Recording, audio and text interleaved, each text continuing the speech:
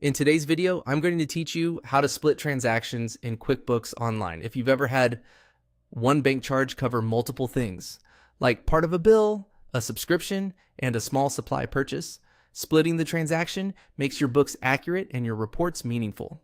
By the end, you'll know exactly how to break a single transaction into the right categories and post it confidently.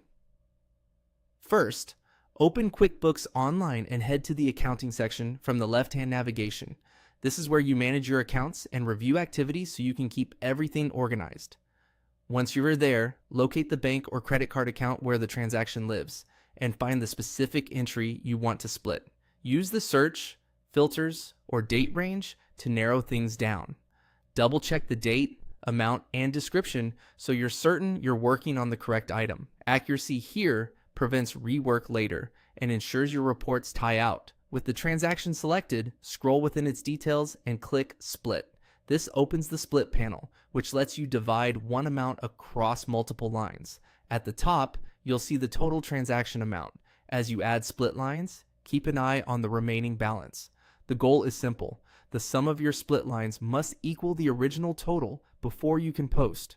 Next, choose Paid To.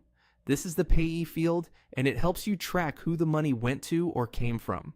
Select the appropriate vendor or customer from the list, so future searches, vendor reports, and tax time reviews are clear. Consistency is key.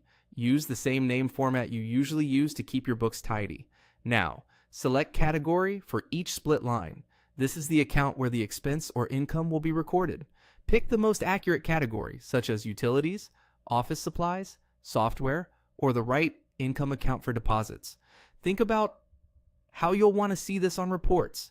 The better the category choice, the more insightful your profit and loss and expense breakdowns will be. Enter the amount for each line. Add the exact dollar values for every portion of the transaction. If you're allocating by percentage, do the quick math first and enter the resulting amounts. Watch that remaining balance indicator. Once it hits 0, you've allocated everything correctly. When everything looks right, click Split and Post. QuickBooks records the transaction to your register using the categories you chose. Take a moment to review it in the account register or on your reports to confirm it appears as expected. That's it. Clean, accurate splits that make your financials clearer and more useful.